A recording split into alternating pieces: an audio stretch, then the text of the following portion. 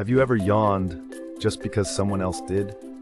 This seemingly simple act is thanks to mirror neurons. Discovered in the 1990s by Italian scientists, these specialized brain cells activate both when we perform an action and when we see someone else perform the same action. They're crucial for understanding empathy and imitation. When you watch someone smile, your mirror neurons fire as if you're smiling too, helping you understand their emotions.